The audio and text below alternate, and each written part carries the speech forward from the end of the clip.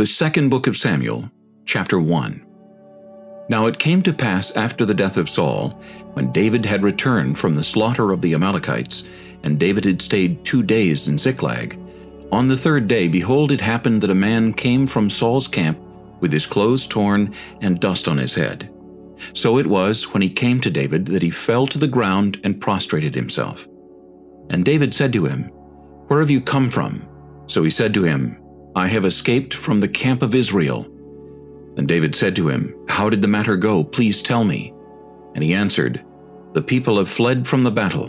Many of the people are fallen and dead, and Saul and Jonathan his son are dead also." So David said to the young man who told him, "How do you know that Saul and Jonathan his son are dead?" Then the young man who told him said, "As I happened by chance to be on Mount Gilboa, there was Saul leaning on his spear, and indeed the chariots and horsemen followed hard after him. Now when he looked behind him, he saw me and called to me, and I answered, 'Here I am.' And he said to me, 'Who are you?' So I answered him, 'I am an Amalekite.' He said to me again, 'Please stand over me and kill me, for anguish has come upon me, but my life still remains in me.' So I stood over him and killed him, because I was sure that he could not live after he had fallen. And I took the crown that was on his head and the bracelet that was on his arm, and have brought them here to my lord." Therefore David took hold of his own clothes and tore them, and so did all the men who were with him. And they mourned and wept and fasted until evening for Saul and for Jonathan his son, for the people of the Lord and for the house of Israel, because they had fallen by the sword. Then David said to the young man who told him, "Where are you from?" And he answered, "I am the son of an alien, an Amalekite." So David said to him, "How was it you were not afraid to put forth your hand to destroy the Lord's anointed?" Then David called one of the young men and said, "Go near and execute him." And he struck him so that he died. So David said to him, "Your blood is on your own head, for your own mouth has testified against you, saying, 'I have killed the Lord's anointed.'"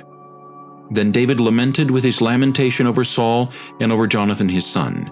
And he told them to teach the children of Judah the song of the bow.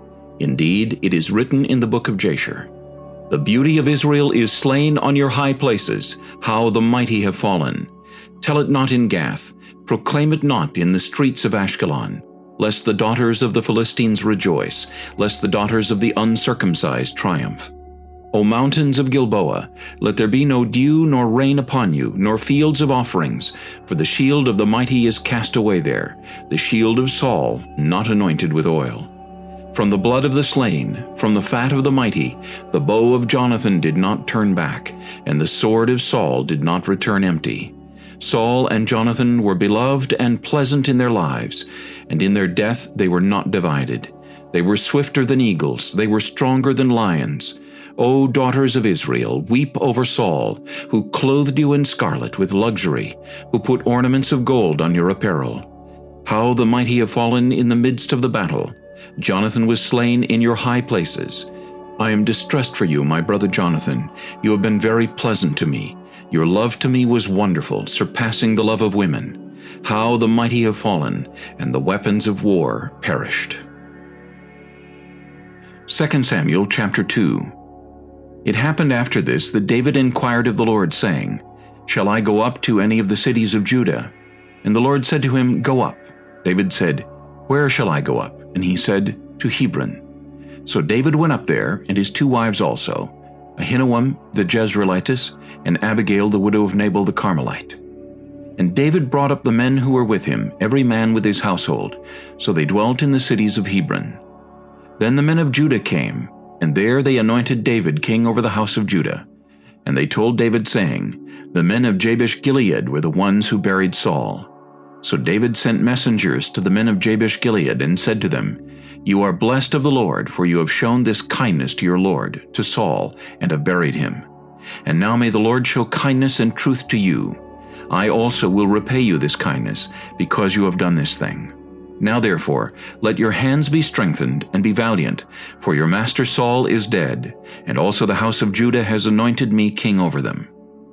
But Abner the son of Ner, commander of Saul's army, took Ishbosheth the son of Saul, and brought him over to Mahanaim, and he made him king over Gilead, over the Asherites, over Jezreel, over Ephraim, over Benjamin, and over all Israel. Ishbosheth, Saul's son, was 40 years old when he began to reign over Israel, and he reigned 2 years. Only the house of Judah followed David. And the time that David was king in Hebron over the house of Judah was 7 years and 6 months. Now Abner the son of Ner, and the servants of Ishbosheth the son of Saul, went out from Mahanaim to Gibeon. And Joab the son of Zeruiah, and the servants of David, went out and met them by the pool of Gibeon. So they sat down, one on one side of the pool, and the other on the other side of the pool. Then Abner said to Joab, "Let the young men now arise and compete before us." And Joab said, "Let them arise." So they arose and went over by number, 12 from Benjamin, followers of Ishbosheth the son of Saul, and 12 from the servants of David. And each one grasped his opponent by the head, and thrust his sword in his opponent's side, so they fell down together.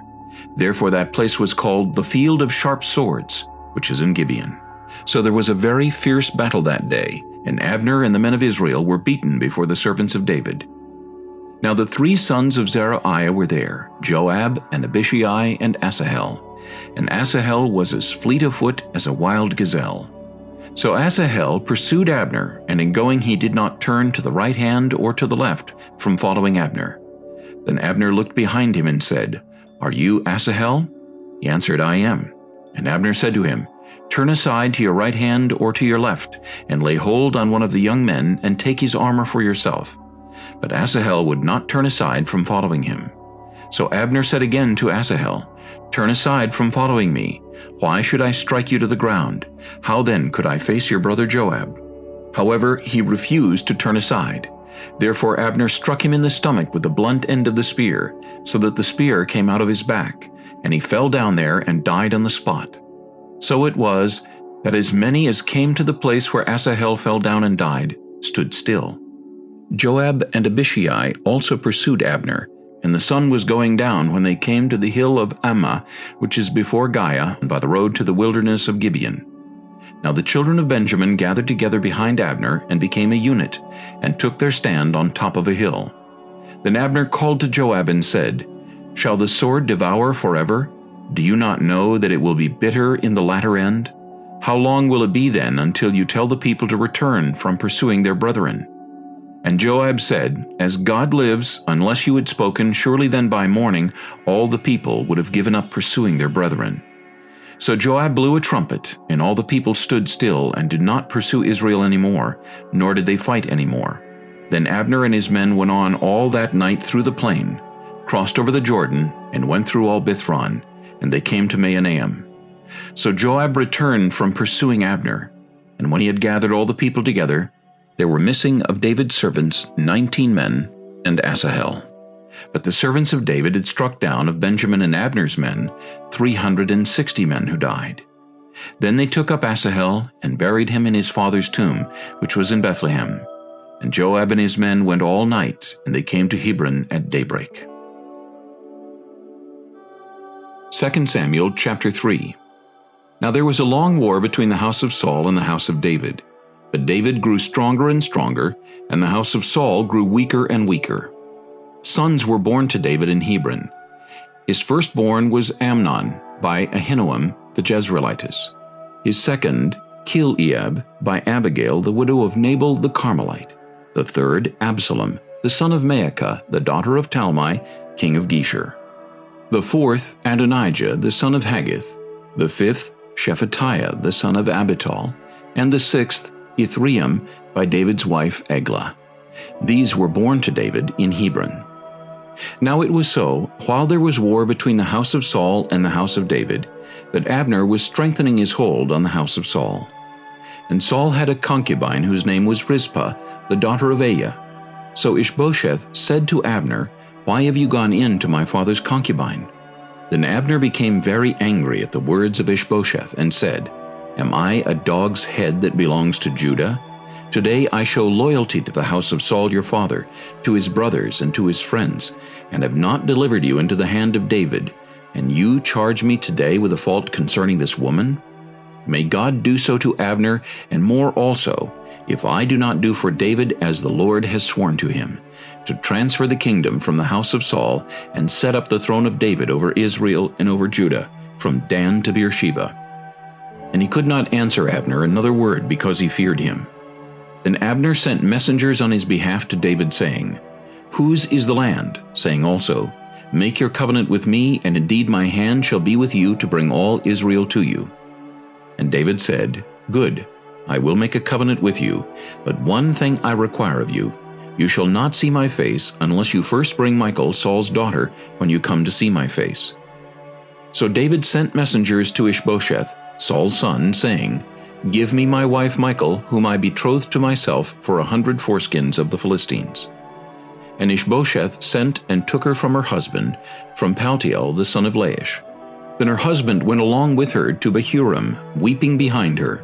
So Abner said to him, "Go, return." And he returned. Now Abner had communicated with the elders of Israel, saying, "In time past you were seeking for David to be king over you. Now then, do it. For the Lord has spoken of David, saying, By the hand of my servant David I will save my people Israel from the hand of the Philistines and the hand of all their enemies." And Abner also spoke in the hearing of Benjamin. Then Abner also went to speak in the hearing of David in Hebron all that seemed good to Israel and the whole house of Benjamin. So Abner and 20 men with him came to David at Hebron, and David made a feast for Abner and the men who were with him.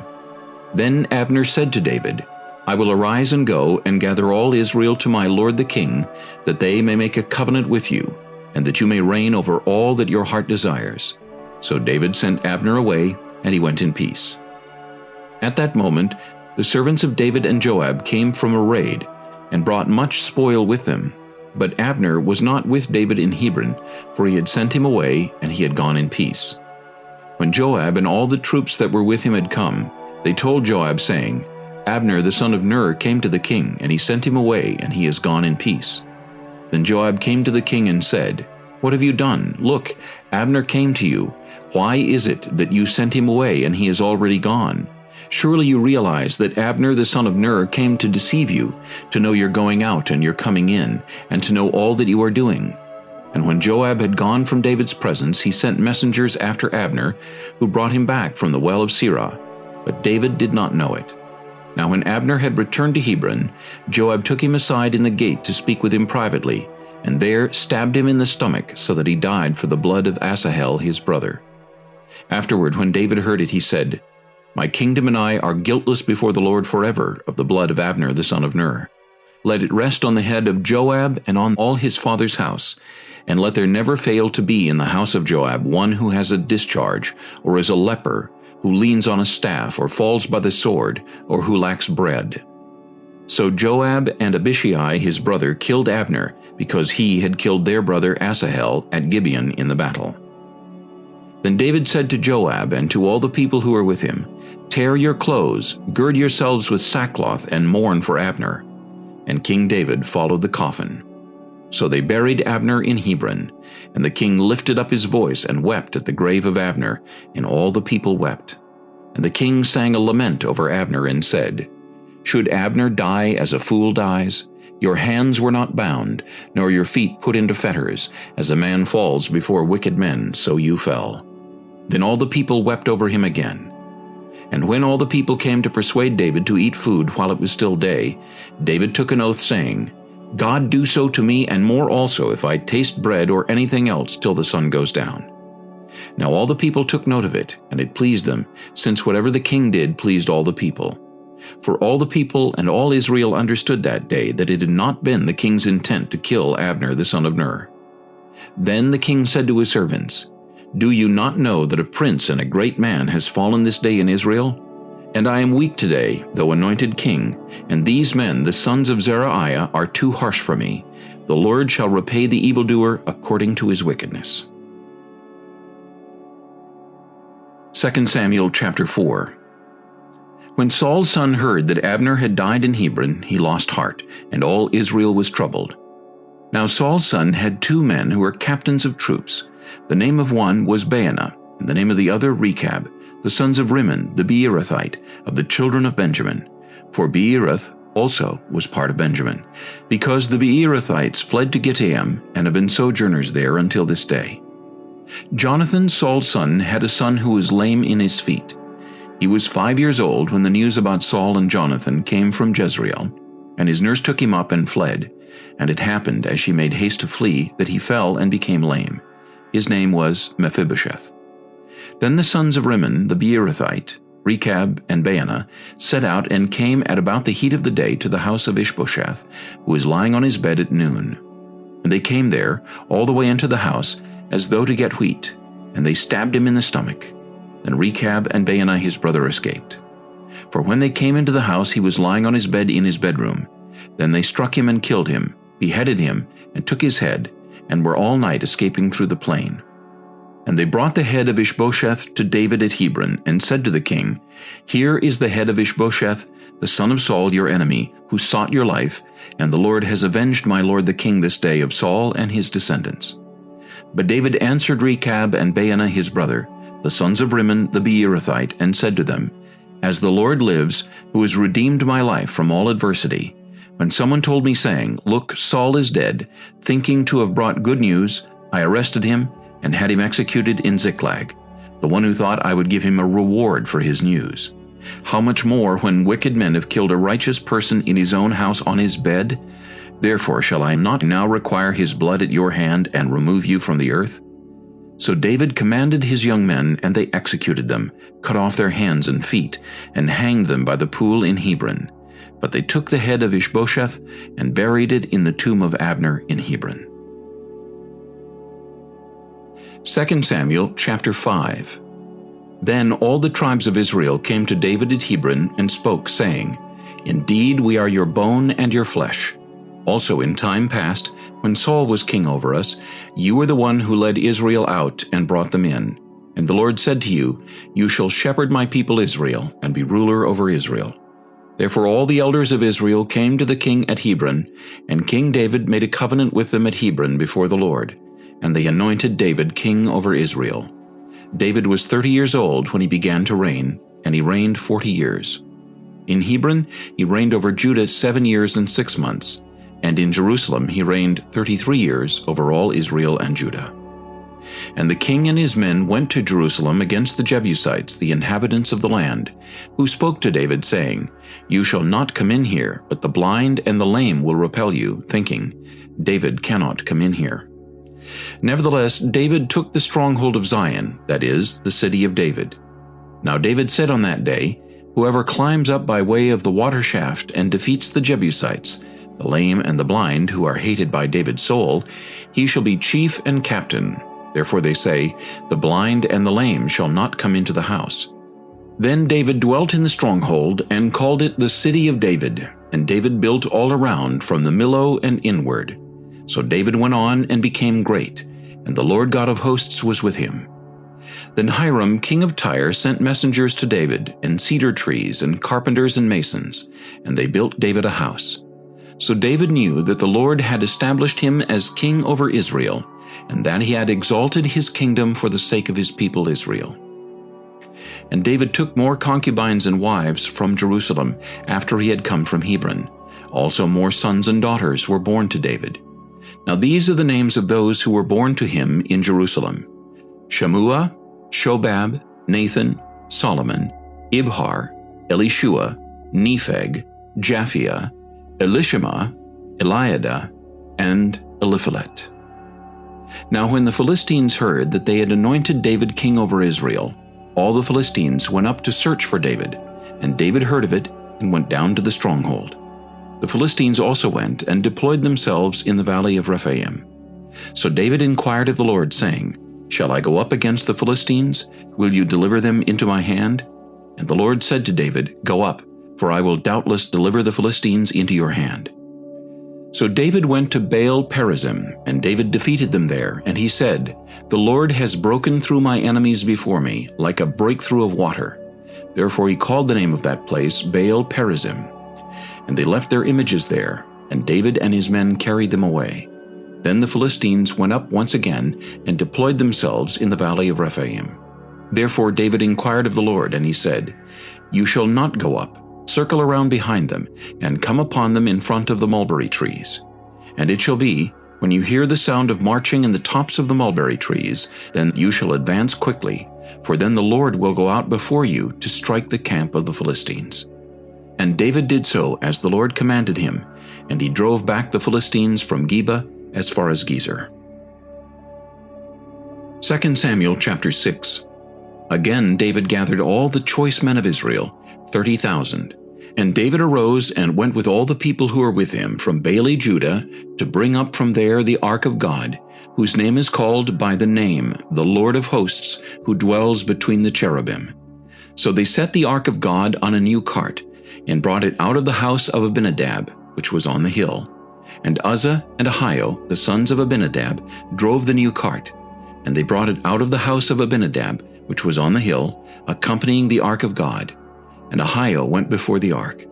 Then David and all the house of Israel played music before the Lord on all kinds of instruments of fir wood, on harps, on stringed instruments, on tambourines, on sistrums, and on cymbals. And when they came to Nachon's threshing floor, Uzzah put out his hand to the ark of God and took hold of it, for the oxen stumbled. Then the anger of the Lord was aroused against Uzzah, and God struck him there for his error, and he died there by the ark of God. And David became angry because of the Lord's outbreak against Uzzah, and he called the name of the place Perez Uzzah to this day. David was afraid of the Lord that day, and he said, "How can the ark of the Lord come to me?" So David would not move the ark of the Lord with him into the city of David, but David took it aside into the house of Obed-Edom the Gittite. The ark of the Lord remained in the house of Obed-Edom the Gittite 3 months, and the Lord blessed Obed-Edom and all his household. Now it was told King David, saying, "The Lord has blessed the house of Obed-Edom and all that belongs to him because of the ark of God." So David went and brought up the ark of God from the house of Obed-Edom to the city of David with gladness. And so it was, when those bearing the ark of the Lord had gone 6 paces, that he sacrificed oxen and fatted sheep. Then David danced before the Lord with all his might, and David was wearing a linen ephod. So David and all the house of Israel brought up the ark of the Lord with shouting and with the sound of the trumpet. Now as the ark of the Lord came into the city of David, Michal, Saul's daughter, looked through a window and saw King David leaping and whirling before the Lord, and she despised him in her heart. So they brought the ark of the Lord and set it in its place in the midst of the tabernacle that David had erected for it. Then David offered burnt offerings and peace offerings before the Lord. And when David had finished offering burnt offerings and peace offerings, he blessed the people in the name of the Lord of hosts. Then he distributed among all the people, among the whole multitude of Israel, both the women and the men, to everyone a loaf of bread, a piece of meat, and a cake of raisins. So all the people departed, everyone to his house. Then David returned to bless his household, and Michal, the daughter of Saul, came out to meet David and said, "How glorious was the king of Israel today, uncovering himself today in the eyes of the maids of his servants, as one of the base fellows shamelessly uncovers himself." So David said to Michal, "It was before the Lord who chose me instead of your father and all his house, to appoint me ruler over the people of the Lord, over Israel. Therefore I will play music before the Lord. And I will be even more undignified than this, and will be humble in my own sight. But as for the maidservants of whom you have spoken, by them I will be held in honor." Therefore Michal, the daughter of Saul, had no children to the day of her death. 2 Samuel chapter 7. Now it came to pass when the king was dwelling in his house, and the Lord had given him rest from all his enemies all around, that the king said to Nathan the prophet, "See now, I dwell in a house of cedar, but the ark of God dwells inside tent curtains." Then Nathan said to the king, "Go, do all that is in your heart, for the Lord is with you." But it happened that night that the word of the Lord came to Nathan, saying, "Go and tell my servant David, Thus says the Lord, Would you build a house for me to dwell in? For I have not dwelt in a house since the time that I brought the children of Israel up from Egypt, even to this day, but have moved about in a tent and in a tabernacle. Wherever I have moved about with all the children of Israel, have I ever spoken a word to anyone from the tribes of Israel, whom I commanded to shepherd my people Israel, saying, Why have you not built me a house of cedar?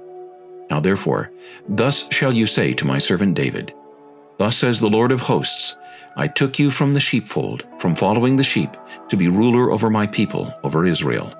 And I have been with you wherever you have gone, and have cut off all your enemies from before you, and have made you a great name, like the name of the great men who are on the earth. Moreover, I will appoint a place for my people Israel, and will plant them, that they may dwell in a place of their own, and move no more, nor shall the sons of wickedness oppress them any more as previously, since the time that I commanded judges to be over my people Israel, and have caused you to rest from all your enemies. Also the Lord tells you that he will make you a house. When your days are fulfilled, and you rest with your fathers, I will set up your seed after you who will come from your body, and I will establish his kingdom. He shall build a house for my name, and I will establish the throne of his kingdom forever. I will be his father, and he shall be my son. If he commits iniquity, I will chasten him with the rod of men, and with the blows of the sons of men. But my mercy shall not depart from him, as I took it from Saul, whom I removed from before you. And your house and your kingdom shall be established forever before you. Your throne shall be established forever. According to all these words and according to all this vision, so Nathan spoke to David. Then King David went in and sat before the Lord, and he said, Who am I, O Lord God, and what is my house that you have brought me this far? And yet this was a small thing in your sight, O Lord God, and you have also spoken of your servant's house for a great while to come. Is this the manner of man, O Lord God? Now what more can David say to you? For you, Lord God, know your servant. For your word's sake, and according to your own heart, you have done all these great things, to make your servant know them. Therefore you are great, O Lord God, for there is none like you, nor is there any God besides you, according to all that we have heard with our ears. And who is like your people, like Israel, the one nation on the earth whom God went to redeem for himself as a people, to make for himself a name, and to do for yourself great and awesome deeds for your land, before your people whom you redeemed for yourself from Egypt, the nations and their gods? For you have made your people Israel your very own people forever, and you, Lord, have become their God. Now, O Lord God, the word which you have spoken concerning your servant and concerning his house, establish it forever, and do as you have said. So let your name be magnified forever, saying, The Lord of hosts is the God over Israel. And let the house of your servant David be established before you. For you, O Lord of hosts, God of Israel, have revealed this to your servant, saying, I will build you a house. Therefore your servant has found it in his heart to pray this prayer to you. And now, O Lord God, you are God, and your words are true, and you have promised this goodness to your servant. Now therefore, let it please you to bless the house of your servant, that it may continue before you forever. For you, O Lord God, have spoken it, and with your blessing let the house of your servant be blessed forever. 2 Samuel chapter 8. After this it came to pass that David attacked the Philistines and subdued them. And David took Ammon from the hand of the Philistines. Then he defeated Moab. Forcing them down to the ground, he measured them off with a line. With 2 lines he measured off those to be put to death, and with 1 full line those to be kept alive. So the Moabites became David's servants and brought tribute. David also defeated Hadad-ezer, the son of Rehob, king of Zobah, as he went to recover his territory at the river Euphrates. David took from him 1,000 chariots, 700 horsemen, and 20,000 foot soldiers. Also David hamstrung all the chariot horses, except that he spared enough of them for 100 chariots.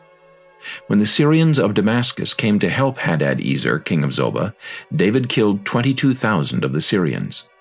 Then David put garrisons in Syria of Damascus, and the Syrians became David's servants and brought tribute. So the Lord preserved David wherever he went. And David took the shields of gold that had belonged to the servants of Hadad-ezer and brought them to Jerusalem. Also from Betah and Berothai, cities of Hadad-ezer, King David took a large amount of bronze. When Toi, king of Hamath, heard that David had defeated all the army of Hadad-ezer, then Toi sent Joram his son to King David to greet him and bless him, because he had fought against Hadad-ezer and defeated him. For Hadad-ezer had been at war with Toi. And Joram brought with him articles of silver, articles of gold, and articles of bronze. King David also dedicated these to the Lord, along with the silver and gold that he had dedicated from all the nations which he had subdued, from Syria, from Moab, from the people of Ammon, from the Philistines, from Amalek, and from the spoil of Hadad-ezer, the son of Rehob, king of Zobah. And David made himself a name when he returned from killing 18,000 Syrians in the Valley of Salt. He also put garrisons in Edom. Throughout all Edom he put garrisons, and all the Edomites became David's servants. And the Lord preserved David wherever he went. So David reigned over all Israel, and David administered judgment and justice to all his people. Joab, the son of Zeruiah, was over the army. Jehoshaphat, the son of Elihud, was recorder. Zadok, the son of Ahitub, and Ahimelech, the son of Abiathar, were the priests. Sariah was the scribe. Benaiah, the son of Jehoiada, was over both the Kerethites and the Pelethites, and David's sons were chief ministers. 2 Samuel chapter 9. Now David said, "Is there still anyone who is left of the house of Saul, that I may show him kindness for Jonathan's sake?" And there was a servant of the house of Saul whose name was Ziba. So when they had called him to David, the king said to him, "Are you Ziba?" He said, "At your service." Then the king said, "Is there not still someone of the house of Saul to whom I may show the kindness of God?" And Ziba said to the king, "There is still a son of Jonathan who is lame in his feet." So the king said to him, "Where is he?" And Ziba said to the king, "Indeed, he is in the house of Machir, the son of Ammiel, in Lodebar." Then King David sent and brought him out of the house of Machir, the son of Ammiel, from Lodebar. Now when Mephibosheth, the son of Jonathan, the son of Saul, had come to David, he fell on his face and prostrated himself. Then David said, "Mephibosheth?" And he answered, "Here is your servant." So David said to him, "Do not fear, for I will surely show you kindness for Jonathan your father's sake, and will restore to you all the land of Saul your grandfather, and you shall eat bread at my table continually." Then he bowed himself and said, "What is your servant, that you should look upon such a dead dog as I?" And the king called to Ziba, Saul's servant, and said to him, "I have given to your master's son all that belonged to Saul and to all his house. You therefore and your sons and your servants shall work the land for him, and you shall bring in the harvest, that your master's son may have food to eat. But Mephibosheth, your master's son, shall eat bread at my table always." Now Ziba had 15 sons and 20 servants. Then Ziba said to the king, "According to all that my lord the king has commanded his servant, so will your servant do. As for Mephibosheth," said the king, "he shall eat at my table like one of the king's sons." Mephibosheth had a young son whose name was Micah, and all who dwelt in the house of Ziba were servants of Mephibosheth. So Mephibosheth dwelt in Jerusalem, for he ate continually at the king's table, and he was lame in both his feet. 2 Samuel chapter 10. It happened after this that the king of the people of Ammon died, and Hanun his son reigned in his place. Then David said, "I will show kindness to Hanun the son of Nahash, as his father showed kindness to me." So David sent by the hand of his servants to comfort him concerning his father. And David's servants came into the land of the people of Ammon. And the princes of the people of Ammon said to Hanun their lord, "Do you think that David really honors your father because he has sent comforters to you? Has David not rather sent his servants to you to search the city, to spy it out, and to overthrow it?" Therefore Hanun took David's servants, shaved off half of their beards, cut off their garments in the middle at their buttocks, and sent them away. When they told David, he sent to meet them, because the men were greatly ashamed. And the king said, "Wait at Jericho until your beards have grown, and then return." When the people of Ammon saw that they had made themselves repulsive to David, the people of Ammon sent and hired the Syrians of Beth-rehob and the Syrians of Zobah, 20,000 foot soldiers, and from the king of Maacah 1,000 men, and from Ishtob 12,000 men. Now when David heard of it, he sent Joab and all the army of the mighty men. Then the people of Ammon came out and put themselves in battle array at the entrance of the gate. And the Syrians of Zobah, Beth-rehob, Ishtob, and Maacah were by themselves in the field.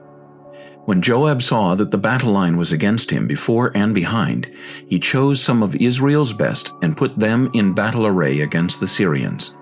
And the rest of the people he put under the command of Abishai his brother, that he might set them in battle array against the people of Ammon. Then he said, "If the Syrians are too strong for me, then you shall help me. But if the people of Ammon are too strong for you, then I will come and help you. Be of good courage, and let us be strong for our people and for the cities of our God, and may the Lord do what is good in his sight." So Joab and the people who were with him drew near for the battle against the Syrians, and they fled before him. When the people of Ammon saw that the Syrians were fleeing, they also fled before Abishai, and entered the city. So Joab returned from the people of Ammon and went to Jerusalem. When the Syrians saw that they had been defeated by Israel, they gathered together. Then Hadadezer sent and brought out the Syrians who were beyond the river, and they came to Helam. And Shobach, the commander of Hadadezer's army, went before them. When it was told David, he gathered all Israel, crossed over the Jordan, and came to Helam. And the Syrians set themselves in battle array against David, and fought with him. Then the Syrians fled before Israel, and David killed 700 charioteers and 40,000 horsemen of the Syrians, and struck Shobach, the commander of their army, who died there. And when all the kings who were servants to Hadadezer saw that they were defeated by Israel, they made peace with Israel and served them. So the Syrians were afraid to help the people of Ammon any more. 2 Samuel chapter 11. It happened in the spring of the year, at the time when kings go out to battle, that David sent Joab and his servants with him, and all Israel, and they destroyed the people of Ammon, and besieged Rabbah, but David remained at Jerusalem. Then it happened one evening that David arose from his bed, and walked on the roof of the king's house. And from the roof he saw a woman bathing, and the woman was very beautiful to behold. So David sent and inquired about the woman, and someone said, "Is this not Bathsheba, the daughter of Eliam, the wife of Uriah the Hittite?" Then David sent messengers and took her, and she came to him, and he lay with her, for she was cleansed from her impurity, and she returned to her house. And the woman conceived, so she sent and told David and said, "I am with child." Then David sent to Joab, saying, "Send me Uriah the Hittite." And Joab sent Uriah to David. When Uriah had come to him, David asked how Joab was doing, and how the people were doing, and how the war prospered. And David said to Uriah, "Go down to your house and wash your feet." So Uriah departed from the king's house, and a gift of food from the king followed him. But Uriah slept at the door of the king's house with all the servants of his lord, and did not go down to his house. So when they told David, saying, "Uriah did not go down to his house," David said to Uriah, "Did you not come from a journey? Why did you not go down to your house?" And Uriah said to David, "The ark and Israel and Judah are dwelling in tents, and my lord Joab and the servants of my lord are encamped in the open fields. Shall I then go to my house to eat and drink, and to lie with my wife? As you live, and as your soul lives, I will not do this thing." Then David said to Uriah, "Wait here today also, and tomorrow I will let you depart." So Uriah remained in Jerusalem that day and the next. Now when David called him, he ate and drank before him, and he made him drunk. And at evening he went out to lie on his bed with the servants of his lord, but he did not go down to his house. In the morning it happened that David wrote a letter to Joab, and sent it by the hand of Uriah. And he wrote in the letter, saying, "Set Uriah in the forefront of the hottest battle, and retreat from him, that he may be struck down and die." So it was, while Joab besieged the city, that he assigned Uriah to a place where he knew there were valiant men. Then the men of the city came out and fought with Joab, and some of the people of the servants of David fell, and Uriah the Hittite died also. Then Joab sent and told David all the things concerning the war, and charged the messenger, saying, "When you have finished telling the matters of the war to the king, if it happens that the king's wrath rises, and he says to you, 'Why did you approach so near to the city when you fought? Did you not know that they would shoot from the wall? Who struck Abimelech the son of Jerubbesheth? Was it not a woman who cast a piece of a millstone on him from the wall, so that he died in Thebez? Why did you go near the wall?' Then you shall say, 'Your servant Uriah the Hittite is dead also.'" So the messenger went and came and told David all that Joab had sent by him. And the messenger said to David, "Surely the men prevailed against us, and came out to us in the field. Then we drove them back as far as the entrance of the gate. The archers shot from the wall at your servants, and some of the king's servants are dead, and your servant Uriah the Hittite is dead also." Then David said to the messenger, "Thus you shall say to Joab, 'Do not let this thing displease you, for the sword devours one as well as another. Strengthen your attack against the city and overthrow it.' So encourage him." When the wife of Uriah heard that Uriah her husband was dead, she mourned for her husband. And when her mourning was over, David sent and brought her to his house, and she became his wife and bore him a son. But the thing that David had done displeased the Lord. 2 Samuel chapter 12. Then the Lord sent Nathan to David, and he came to him and said to him, There were 2 men in one city, one rich and the other poor. The rich man had exceedingly many flocks and herds.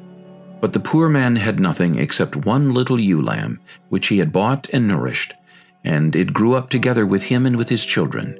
It ate of his own food, and drank from his own cup, and lay in his bosom, and it was like a daughter to him. And a traveler came to the rich man, who refused to take from his own flock and from his own herd to prepare one for the wayfaring man who had come to him.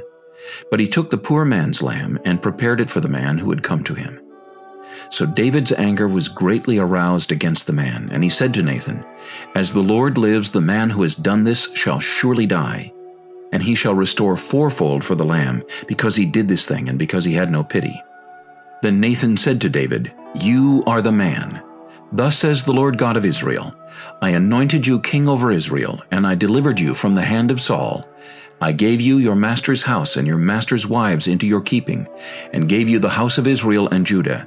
And if that had been too little, I also would have given you much more. Why have you despised the commandment of the Lord to do evil in his sight? You have killed Uriah the Hittite with a sword.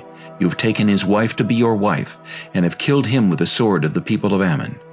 Now therefore the sword shall never depart from your house, because you have despised me, and have taken the wife of Uriah the Hittite to be your wife. Thus says the Lord, Behold, I will raise up adversity against you from your own house, and I will take your wives before your eyes, and give them to your neighbor, and he shall lie with your wives in the sight of this sun. For you did it secretly, but I will do this thing before all Israel, before the sun. So David said to Nathan, I have sinned against the Lord. And Nathan said to David, The Lord also has put away your sin. You shall not die. However, because by this deed you have given great occasion to the enemies of the Lord to blaspheme, the child also who is born to you shall surely die. Then Nathan departed to his house. And the Lord struck the child that Uriah's wife bore to David, and it became ill. David therefore pleaded with God for the child, and David fasted and went in and lay all night on the ground. So the elders of his house arose and went to him to raise him up from the ground, but he would not, nor did he eat food with them. Then on the 7th day it came to pass that the child died. And the servants of David were afraid to tell him that the child was dead, for they said, Indeed, while the child was alive we spoke to him, and he would not heed our voice. How can we tell him that the child is dead? He may do some harm. When David saw that his servants were whispering, David perceived that the child was dead. Therefore David said to his servants, Is the child dead? And they said, He is dead. So David arose from the ground, washed and anointed himself, and changed his clothes. And he went into the house of the Lord and worshipped. Then he went to his own house, and when he requested, they set food before him, and he ate. Then his servants said to him, What is this that you have done? You fasted and wept for the child while he was alive, but when the child died, you arose and ate food. And he said, While the child was alive, I fasted and wept, for I said, Who can tell whether the Lord will be gracious to me that the child may live? But now he is dead. Why should I fast? Can I bring him back again? I shall go to him, but he shall not return to me. Then David comforted Bathsheba his wife, and went into her and lay with her. So she bore a son, and he called his name Solomon. Now the Lord loved him, and he sent word by the hand of Nathan the prophet. So he called his name Jedidiah, because of the Lord. Now Joab fought against Rabbah of the people of Ammon, and took the royal city. And Joab sent messengers to David and said, I have fought against Rabbah, and I have taken the city's water supply. Now therefore gather the rest of the people together, and encamp against the city, and take it, lest I take the city, and it be called after my name.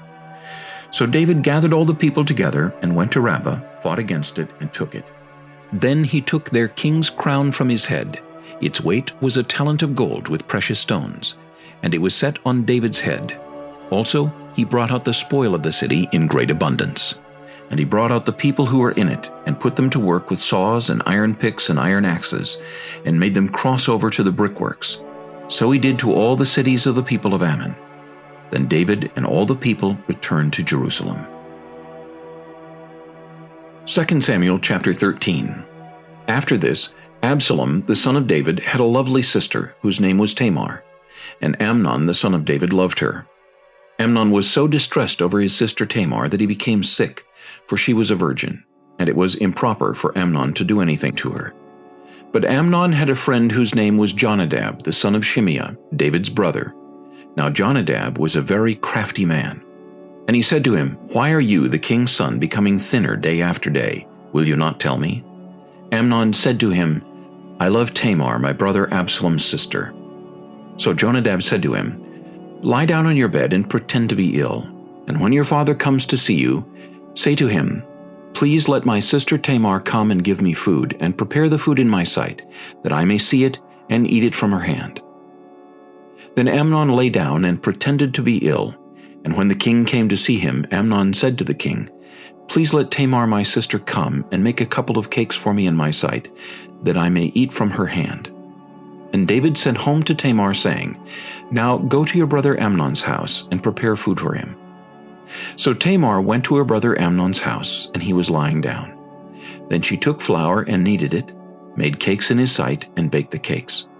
And she took the pan and placed them out before him, but he refused to eat. Then Amnon said, "Have everyone go out from me." And they all went out from him. Then Amnon said to Tamar, "Bring the food into the bedroom, that I may eat from your hand." And Tamar took the cakes which she had made, and brought them to Amnon her brother in the bedroom. Now when she had brought them to him to eat, he took hold of her and said to her, "Come, lie with me, my sister." But she answered him, "No, my brother, do not force me, for no such thing should be done in Israel. Do not do this disgraceful thing. And I, where could I take my shame? And as for you, you would be like one of the fools in Israel. Now therefore, please speak to the king, for he will not withhold me from you." However, he would not heed her voice, and being stronger than she, he forced her and lay with her. Then Amnon hated her exceedingly, so that the hatred with which he hated her was greater than the love with which he had loved her. And Amnon said to her, "Arise, be gone." So she said to him, "No, indeed, this evil of sending me away is worse than the other that you did to me." But he would not listen to her. Then he called his servant who attended him and said, "Here, put this woman out away from me, and bolt the door behind her." Now she had on a robe of many colors, for the king's virgin daughters wore such apparel. And his servant put her out and bolted the door behind her. Then Tamar put ashes on her head, and tore her robe of many colors that was on her, and laid her hand on her head, and went away crying bitterly. And Absalom her brother said to her, "Has Amnon your brother been with you? But now hold your peace, my sister. He is your brother. Do not take this thing to heart." So Tamar remained desolate in her brother Absalom's house. But when King David heard of all these things, he was very angry. And Absalom spoke to his brother Amnon neither good nor bad, for Absalom hated Amnon because he had forced his sister Tamar. And it came to pass after 2 full years that Absalom had sheep shearers in Baal-Hazor, which is near Ephraim. So Absalom invited all the king's sons. Then Absalom came to the king and said, "Kindly note, your servant has sheep shearers. Please let the king and his servants go with your servant." But the king said to Absalom, "No, my son, let us not all go now, lest we be a burden to you." Then he urged him, but he would not go, and he blessed him. Then Absalom said, "If not, please let my brother Amnon go with us." And the king said to him, "Why should he go with you?" But Absalom urged him, so he let Amnon and all the king's sons go with him. Now Absalom had commanded his servants, saying, "Watch now, when Amnon's heart is merry with wine, and when I say to you, 'Strike Amnon,' then kill him. Do not be afraid. Have I not commanded you? Be courageous and valiant." So the servants of Absalom did to Amnon as Absalom had commanded. Then all the king's sons arose, and each one got on his mule and fled. And it came to pass, while they were on the way, that news came to David, saying, "Absalom has killed all the king's sons, and not one of them is left." So the king arose and tore his garments and lay on the ground, and all his servants stood by with their clothes torn. Then Jonadab the son of Shimeah, David's brother, answered and said, "Let not my lord suppose they have killed all the young men, the king's sons, for only Amnon is dead. For by the command of Absalom this has been determined from the day that he forced his sister Tamar." Now therefore, let not my lord the king take the thing to his heart, to think that all the king's sons are dead, for only Amnon is dead." Then Absalom fled, and the young man who was keeping watch lifted his eyes and looked, and there many people were coming from the road on the hillside behind him. And Jonadab said to the king, "Look, the king's sons are coming, as your servant said, so it is." So it was, as soon as he had finished speaking, that the king's sons indeed came, and they lifted up their voice and wept. Also the king and all his servants wept very bitterly. But Absalom fled and went to Talmai, the son of Ammihud, king of Geshur, and David mourned for his son every day. So Absalom fled and went to Geshur, and was there 3 years. And King David longed to go to Absalom, for he had been comforted concerning Amnon, because he was dead. 2 Samuel chapter 14. So Joab the son of Zeruiah perceived that the king's heart was concerned about Absalom. And Joab sent to Tekoa, and brought from there a wise woman, and said to her, "Please pretend to be a mourner, and put on mourning apparel. Do not anoint yourself with oil, but act like a woman who has been mourning a long time for the dead. Go to the king, and speak to him in this manner." So Joab put the words in her mouth. And when the woman of Tekoa spoke to the king, she fell on her face to the ground and prostrated herself and said, "Help, O king." Then the king said to her, "What troubles you?" And she answered, "Indeed, I am a widow, my husband is dead. Now your maidservant had 2 sons, and the 2 fought with each other in the field. And there was no one to part them, but the one struck the other and killed him. And now the whole family is risen up against your maidservant, and they said, 'Deliver him who struck his brother, that we may execute him for the life of his brother whom he killed, and we will destroy the heir also.' So they would extinguish my ember that is left, and leave to my husband neither name nor remnant on the earth." Then the king said to the woman, "Go to your house, and I will give orders concerning you." And the woman of Tekoa said to the king, "My lord, O king, let the iniquity be on me and on my father's house, and the king and his throne be guiltless." So the king said, "Whoever says anything to you, bring him to me, and he shall not touch you any more." Then she said, "Please let the king remember the Lord your God, and do not permit the avenger of blood to destroy any more, lest they destroy my son." And he said, "As the Lord lives, not one hair of your son shall fall to the ground." Therefore the woman said, "Please let your maidservant speak another word to my lord the king." And he said, "Say on." So the woman said, "Why then have you schemed such a thing against the people of God? For the king speaks this thing as one who is guilty, in that the king does not bring his banished one home again. For we will surely die and become like water spilled on the ground, which cannot be gathered up again.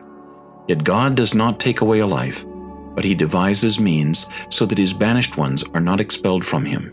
Now therefore, I have come to speak of this thing to my lord the king, because the people have made me afraid.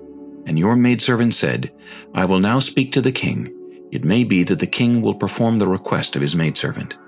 For the king will hear and deliver his maidservant from the hand of the man who would destroy me and my son together from the inheritance of God.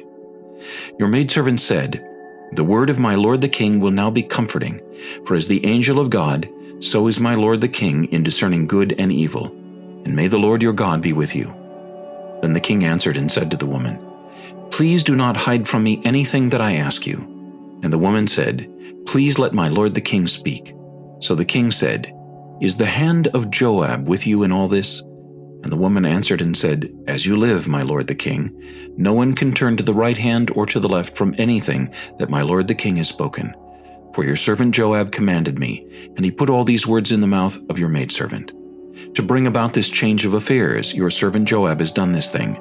But my lord is wise, according to the wisdom of the angel of God, to know everything that is in the earth. And the king said to Joab, All right, I have granted this thing. Go therefore, bring back the young man Absalom.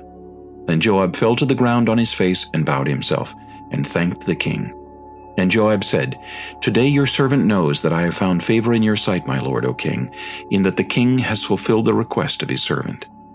So Joab arose and went to Geshur, and brought Absalom to Jerusalem. And the king said, Let him return to his own house, but do not let him see my face. So Absalom returned to his own house, but did not see the king's face.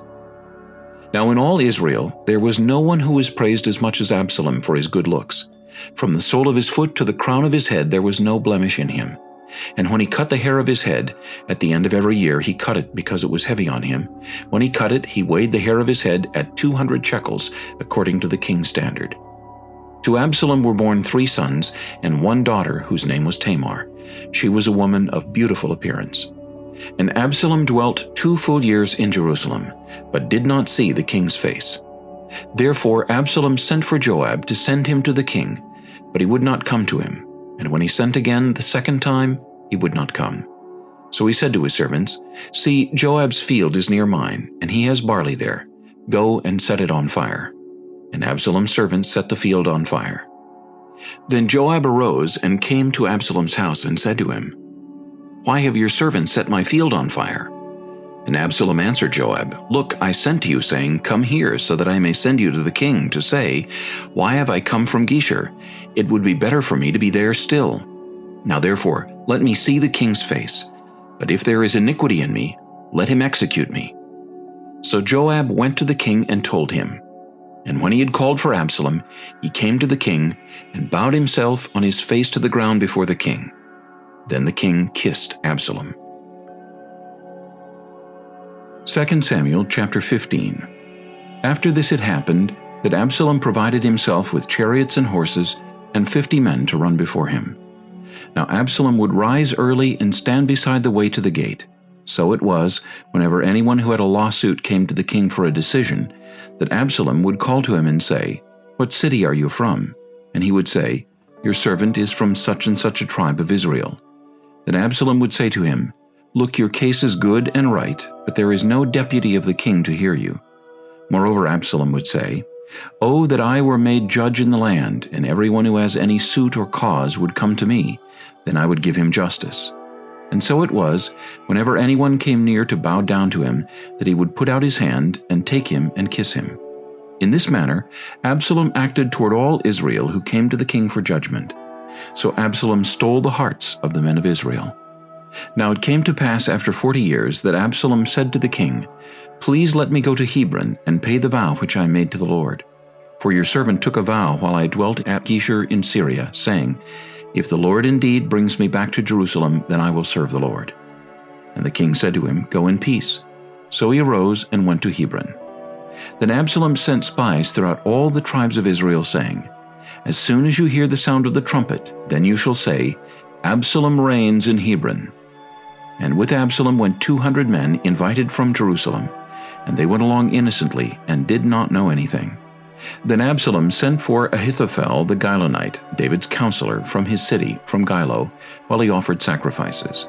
And the conspiracy grew strong, for the people with Absalom continually increased in number. Now a messenger came to David, saying, "The hearts of the men of Israel are with Absalom." So David said to all his servants who were with him at Jerusalem, "Arise and let us flee, or we shall not escape from Absalom. Make haste to depart, lest he overtake us suddenly, and bring disaster upon us, and strike the city with the edge of the sword." And the king's servants said to the king, "We are your servants, ready to do whatever my lord the king commands." Then the king went out with all his household after him, but the king left 10 women, concubines, to keep the house. And the king went out with all the people after him, and stopped at the outskirts. Then all his servants passed before him, and all the Kerethites, and all the Pelethites, and all the Gittites, 600 men who had followed him from Gath, passed before the king. Then the king said to Ittai the Gittite, "Why are you also going with us? Return and remain with the king, for you are a foreigner, and also an exile from your own place. In fact, you came only yesterday. Should I make you wander up and down with us today, since I go I know not where? Return and take your brethren back. Mercy and truth be with you." But Ittai answered the king and said, "As the Lord lives, and as my lord the king lives, surely in whatever place my lord the king shall be, whether in death or life, even there also your servant will be." So David said to Ittai, "Go and cross over." Then Ittai the Gittite and all his men and all the little ones who were with him crossed over. And all the country wept with a loud voice, and all the people crossed over. The king himself also crossed over the brook Kidron, and all the people crossed over toward the way of the wilderness. There was Zadok also, and all the Levites with him, bearing the ark of the covenant of God. And they set down the ark of God, and Abiathar went up until all the people had finished crossing over from the city. Then the king said to Zadok, "Carry the ark of God back into the city. If I find favor in the eyes of the Lord, he will bring me back and show me both it and his dwelling place. But if he says thus, I have no delight in you, here I am. Let him do to me as seems good to him." The king also said to Zadok the priest, "Are you not a seer? Return to the city in peace, and your 2 sons with you, Ahimaaz your son, and Jonathan the son of Abiathar. See, I will wait in the plains of the wilderness until word comes from you to inform me." Therefore Zadok and Abiathar carried the ark of God back to Jerusalem, and they remained there. So David went up by the ascent of the Mount of Olives, and wept as he went up, and he had his head covered and went barefoot. And all the people who were with him covered their heads and went up, weeping as they went up. Then someone told David, saying, "Ahithophel is among the conspirators with Absalom." And David said, "O Lord, I pray, turn the counsel of Ahithophel into foolishness." Now it happened, when David had come to the top of the mountain, where he worshipped God, there was Hushai the Archite coming to meet him with his robe torn and dust on his head. David said to him, "If you go on with me, then you will become a burden to me. But if you return to the city and say to Absalom, 'I will be your servant, O king, as I was your father's servant previously, so I will now also be your servant,' then you may defeat the counsel of Ahithophel for me. And do you not have Zadok and Abiathar the priests with you there? Therefore it will be that whatever you hear from the king's house, you shall tell to Zadok and Abiathar the priests. Indeed, they have there with them their 2 sons, Ahimaaz, Zadok's son, and Jonathan, Abiathar's son, and by them you shall send me everything you hear." So Hushai, David's friend, went into the city, and Absalom came into Jerusalem. 2 Samuel chapter 16. When David was a little past the top of the mountain, there was Ziba, the servant of Mephibosheth, who met him with a couple of saddled donkeys, and on them 200 loaves of bread, 100 clusters of raisins, 100 summer fruits, and a skin of wine. And the king said to Ziba, "What do you mean to do with these?" So Ziba said, "The donkeys are for the king's household to ride on, the bread and summer fruit for the young men to eat, and the wine for those who are faint in the wilderness to drink." Then the king said, "And where is your master's son?" And Ziba said to the king, "Indeed, he is staying in Jerusalem, for he said, 'Today the house of Israel will restore the kingdom of my father to me.'" So the king said to Ziba, "Here all that belongs to Mephibosheth is yours." And Ziba said, "I humbly bow before you, that I may find favor in your sight, my lord, O king." Now when King David came to Bahurim, there was a man from the family of the house of Saul, whose name was Shimei the son of Gera, coming from there. He came out cursing continuously as he came. And he threw stones at David and at all the servants of King David. And all the people and all the mighty men were on his right hand and on his left. Also Shimei said thus when he cursed, come out, you bloodthirsty man, you rogue. The Lord has brought upon you all the blood of the house of Saul, in whose place you have reigned, and the Lord has delivered the kingdom into the hand of Absalom your son. So now you are caught in your own evil, because you are a bloodthirsty man." Then Abishai, the son of Zeruiah, said to the king, "Why should this dead dog curse my lord the king? Please let me go over and take off his head." But the king said, "What have I to do with you, you sons of Zeruiah? So let him curse, because the Lord has said to him, 'Curse David.'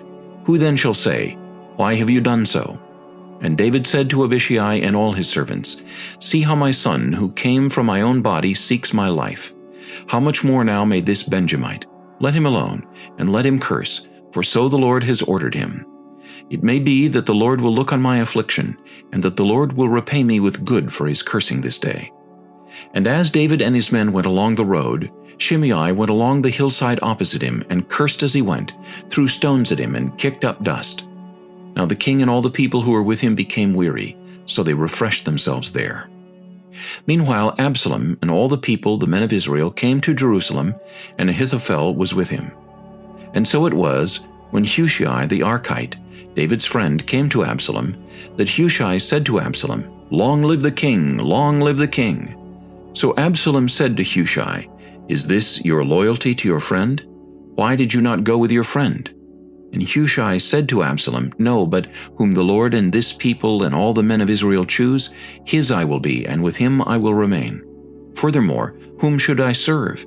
Should I not serve in the presence of his son? As I have served in your father's presence, so will I be in your presence. Then Absalom said to Ahithophel, Give advice as to what we should do. And Ahithophel said to Absalom, Go in to your father's concubines, whom he has left to keep the house, and all Israel will hear that you are abhorred by your father. Then the hands of all who are with you will be strong. So they pitched a tent for Absalom on top of the house, and Absalom went in to his father's concubines in the sight of all Israel. Now the advice of Ahithophel, which he gave in those days, was as if one had inquired at the oracle of God. So was all the advice of Ahithophel both with David and with Absalom. 2 Samuel chapter 17. Moreover, Ahithophel said to Absalom, Now let me choose 12,000 men, and I will arise and pursue David tonight. I will come upon him while he is weary and weak, and make him afraid, and all the people who are with him will flee, and I will strike only the king. Then I will bring back all the people to you. When all return except the man whom you seek, all the people will be at peace. And the saying pleased Absalom and all the elders of Israel. Then Absalom said, Now call Hushai the Archite also, and let us hear what he says too. And when Hushai came to Absalom, Absalom spoke to him, saying, Ahithophel has spoken in this manner. Shall we do as he says? If not, speak up. So Hushai said to Absalom, The advice that Ahithophel has given is not good at this time. For, said Hushai, you know your father and his men, that they are mighty men, and they are enraged in their minds like a bear robbed of her cubs in the field. And your father is a man of war, and will not camp with the people. Surely by now he is hidden in some pit, or in some other place. And it will be, when some of them are overthrown at the first, that whoever hears it will say, There is a slaughter among the people who follow Absalom. And even he who is valiant, whose heart is like the heart of a lion, will melt completely. For all Israel knows that your father is a mighty man, and those who are with him are valiant men. Therefore I advise that all Israel be fully gathered to you, from Dan to Beersheba, like the sand that is by the sea for multitude, and that you go to battle in person. So we will come upon him in some place where he may be found, and we will fall on him as the dew falls on the ground, and of him and all the men who are with him there shall not be left so much as one. Moreover, if he is withdrawn into a city, then all Israel shall bring ropes to that city, and we will pull it into the river until there is not one small stone found there. So Absalom and all the men of Israel said, The advice of Hushai the Archite is better than the advice of Ahithophel. For the Lord had purposed to defeat the good advice of Ahithophel, to the intent that the Lord might bring disaster on Absalom. Then Hushai said to Zadok and Abiathar the priests, Thus and so Ahithophel advised Absalom and the elders of Israel, and thus and so I have advised. Now therefore send quickly and tell David, saying, Do not spend this night in the plains of the wilderness, but speedily cross over, lest the king and all the people who are with him be swallowed up. Now Jonathan and Ahimaaz stayed at En-rogel, for they dared not be seen coming into the city. So a female servant would come and tell them, and they would go and tell King David. Nevertheless a lad saw them and told Absalom. But both of them went away quickly and came to a man's house in Bahurim, who had a well in his court, and they went down into it. Then the woman took and spread a covering over the well's mouth, and spread ground grain on it, and the thing was not known. And when Absalom's servants came to the woman at the house, they said, Where are Ahimaaz and Jonathan? So the woman said to them, They have gone over the water brook. And when they had searched and could not find them, they returned to Jerusalem. Now it came to pass, after they had departed, that they came up out of the well, and went and told King David, and said to David, Arise and cross over the water quickly, for thus has Ahithophel advised against you. So David and all the people who were with him arose and crossed over the Jordan. By morning light, not one of them was left who had not gone over the Jordan. Now when Ahithophel saw that his advice was not followed, he saddled a donkey and arose and went home to his house, to his city.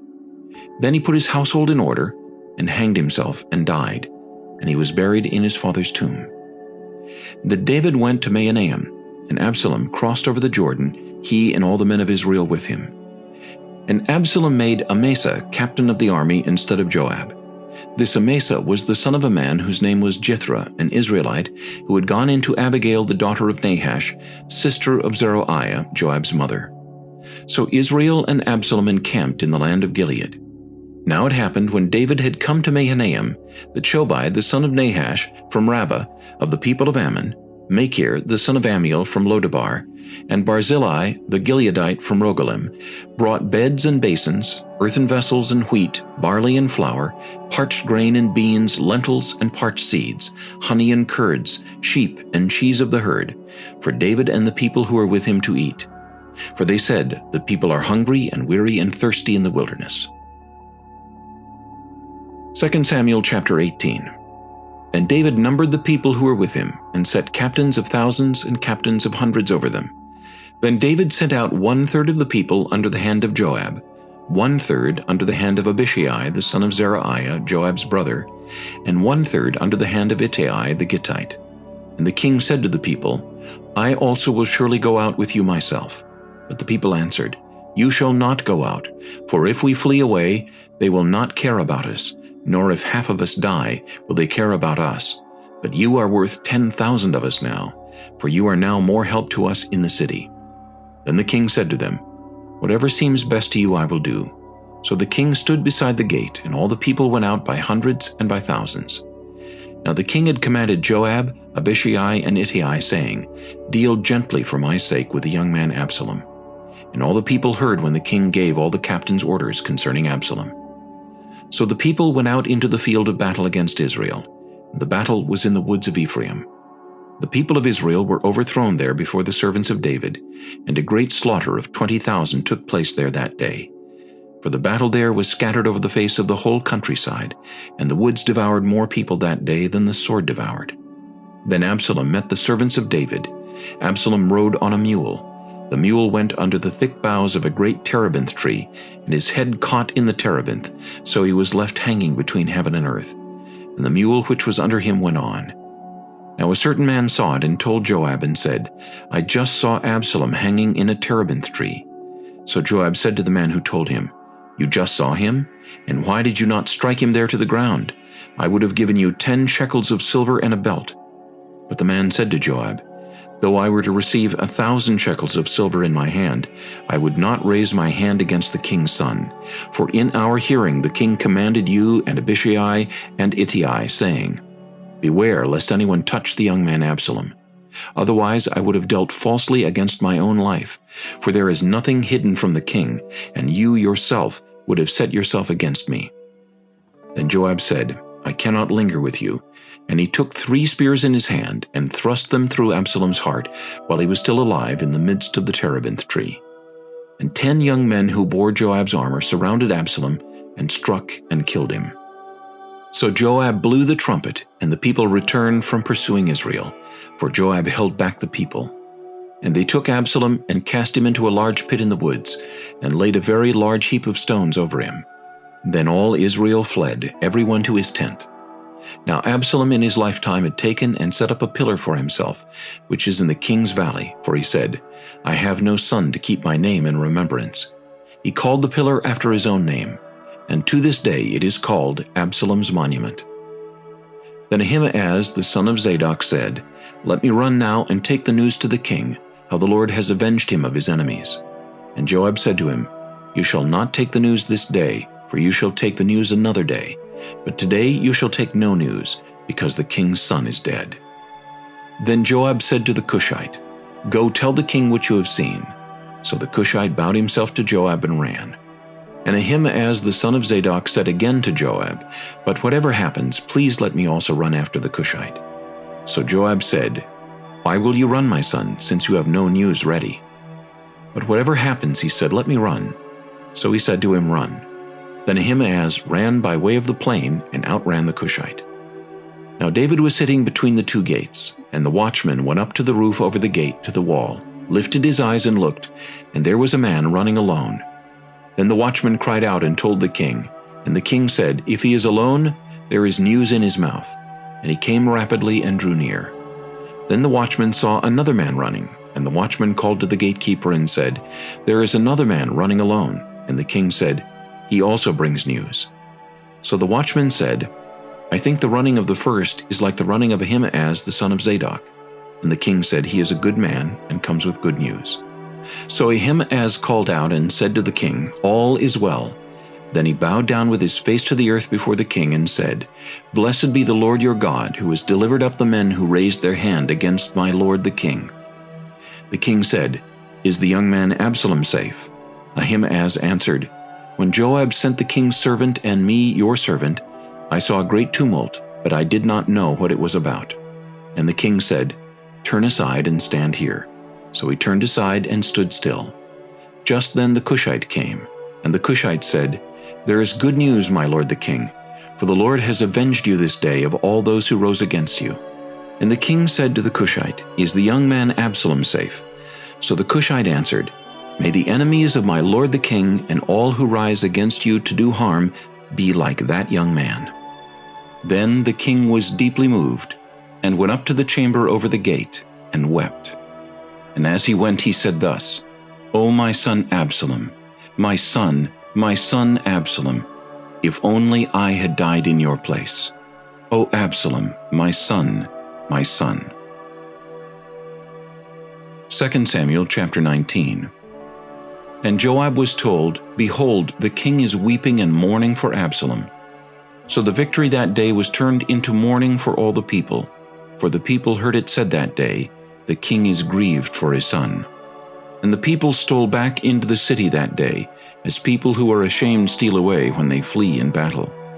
But the king covered his face, and the king cried out with a loud voice, "O my son Absalom, O Absalom, my son, my son." Then Joab came into the house to the king and said, "Today you have disgraced all your servants who today have saved your life, the lives of your sons and daughters, the lives of your wives, and the lives of your concubines, in that you love your enemies and hate your friends. For you have declared today that you regard neither princes nor servants. For today I perceive that if Absalom had lived and all of us had died today, then it would have pleased you well. Now therefore arise, go out and speak comfort to your servants. For I swear by the Lord, if you do not go out, not one will stay with you this night, and that will be worse for you than all the evil that has befallen you from your youth until now." Then the king arose and sat in the gate, and they told all the people, saying, "There is the king, sitting in the gate." So all the people came before the king, for every one of Israel had fled to his tent. Now all the people were in a dispute throughout all the tribes of Israel, saying, "The king saved us from the hand of our enemies. He delivered us from the hand of the Philistines. And now he has fled from the land because of Absalom. But Absalom, whom we anointed over us, has died in battle. Now therefore, why do you say nothing about bringing back the king?" So King David sent to Zadok and Abiathar the priests, saying, "Speak to the elders of Judah, saying, Why are you the last to bring the king back to his house, since the words of all Israel have come to the king to his very house? You are my brethren, you are my bone and my flesh. Why then are you the last to bring back the king? And say to Amasa, Are you not my bone and my flesh? God do so to me and more also, if you are not commander of the army before me continually in place of Joab." So he swayed the hearts of all the men of Judah, just as the heart of one man, so that they sent this word to the king, "Return, you and all your servants." Then the king returned and came to the Jordan, and Judah came to Gilgal, to go to meet the king, to escort the king across the Jordan. And Shimei, the son of Gera, a Benjamite, who was from Bahurim, hurried and came down with the men of Judah to meet King David. There were 1,000 men of Benjamin with him, and Ziba, the servant of the house of Saul, and his 15 sons and his 20 servants with him. And they went over the Jordan before the king. Then a ferryboat went across to carry over the king's household, and to do what he thought good. Now Shimei, the son of Gera, fell down before the king when he had crossed the Jordan. Then he said to the king, "Do not let my lord impute iniquity to me, or remember what wrong your servant did on the day that my lord the king left Jerusalem, that the king should take it to heart. For I, your servant, know that I have sinned. Therefore here I am, the first to come today of all the house of Joseph, to go down to meet my lord the king." But Abishai, the son of Zeruiah, answered and said, "Shall not Shimei be put to death for this, because he cursed the Lord's anointed?" And David said, "What have I to do with you, you sons of Zeruiah, that you should be adversaries to me today? Shall any man be put to death today in Israel? For do I not know that today I am king over Israel? Therefore the king said to Shimei, You shall not die. And the king swore to him. Now Mephibosheth, the son of Saul, came down to meet the king. And he had not cared for his feet, nor trimmed his mustache, nor washed his clothes, from the day the king departed until the day he returned in peace. So it was, when he had come to Jerusalem to meet the king, that the king said to him, Why did you not go with me, Mephibosheth? And he answered, My lord, O king, my servant deceived me. For your servant said, I will saddle a donkey for myself, that I may ride on it and go to the king, because your servant is lame. And he has slandered your servant to my lord the king, but my lord the king is like the angel of God. Therefore do what is good in your eyes. For all my father's house were but dead men before my lord the king. Yet you set your servant among those who eat at your own table. Therefore, what right have I still to cry out any more to the king? So the king said to him, Why do you speak any more of your matters? I have said, You and Ziba divide the land. Then Mephibosheth said to the king, Rather, let him take it all, inasmuch as my lord the king has come back in peace to his own house. And Barzillai the Gileadite came down from Rogelim and went across the Jordan with the king to escort him across the Jordan. Now Barzillai was a very aged man, 80 years old, and he had provided the king with supplies while he stayed at Mahanaim, for he was a very rich man. And the king said to Barzillai, Come across with me, and I will provide for you while you are with me in Jerusalem. But Barzillai said to the king, How long have I to live that I should go up with the king to Jerusalem? I am today 80 years old. Can I discern between the good and bad? Can your servant taste what I eat or what I drink? Can I hear any longer the voice of singing men and singing women? Why then should your servant be a further burden to my lord the king? Your servant will go a little way across the Jordan with the king, and why should the king repay me with such a reward? Please let your servant turn back again, that I may die in my own city, near the grave of my father and mother. But here is your servant Kimham. Let him cross over with my lord the king, and do for him what seems good to you. And the king answered, Kimham shall cross over with me, and I will do for him what seems good to you. Now, whatever you request of me, I will do for you. Then all the people went over the Jordan, and when the king had crossed over, the king kissed Barzillai and blessed him, and he returned to his own place. Now the king went on to Gilgal, and Kimham went on with him. And all the people of Judah escorted the king, and also half the people of Israel. Just then all the men of Israel came to the king and said to the king, Why have our brethren, the men of Judah, stolen you away and brought the king, his household, and all David's men with him across the Jordan? So all the men of Judah answered the men of Israel, Because the king is a close relative of ours. Why then are you angry over this matter? Have we ever eaten at the king's expense, or has he given us any gift? And the men of Israel answered the men of Judah and said, We have 10 shares in the king. Therefore we also have more right to David than you. Why then do you despise us? Were we not the first to advise bringing back our king? Yet the words of the men of Judah were fiercer than the words of the men of Israel. 2 Samuel chapter 20. And there happened to be a rebel whose name was Sheba, the son of Bichri, a Benjamite. And he blew a trumpet and said, We have no share in David, nor do we have inheritance in the son of Jesse. Every man to his tents, O Israel. So every man of Israel deserted David and followed Sheba the son of Bichri. But the men of Judah from the Jordan as far as Jerusalem remained loyal to their king. Now David came to his house at Jerusalem. And the king took the 10 women, his concubines, whom he had left to keep the house, and put them in seclusion, and supported them, but did not go into them. So they were shut up to the day of their death, living in widowhood. And the king said to Amasa, Assemble the men of Judah for me within 3 days, and be present here yourself. So Amasa went to assemble the men of Judah, but he delayed longer than the set time which David had appointed him. And David said to Abishai, Now Sheba the son of Bichri will do us more harm than Absalom. Take your lord's servants and pursue him, lest he find for himself fortified cities and escape us. So Joab's men, with the Kerethites, the Pelethites, and all the mighty men, went out after him, and they went out of Jerusalem to pursue Sheba the son of Bichri. When they were at the large stone which is in Gibeon, Amasa came before them. Now Joab was dressed in battle armor, On it was a belt with a sword fastened in its sheath at his hips, and as he was going forward it fell out.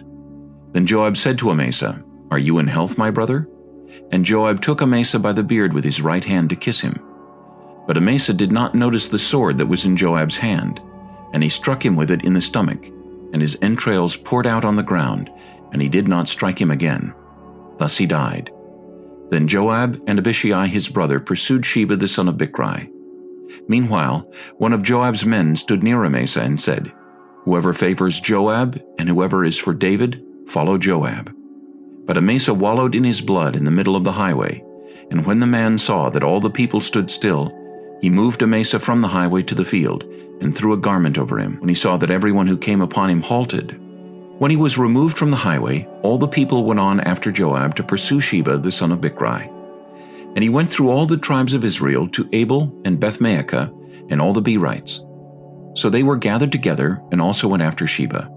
Then they came and besieged him in Abel of Beth-maachah, and they cast up a siege mound against the city, and it stood by the rampart, and all the people who were with Joab battered the wall to throw it down.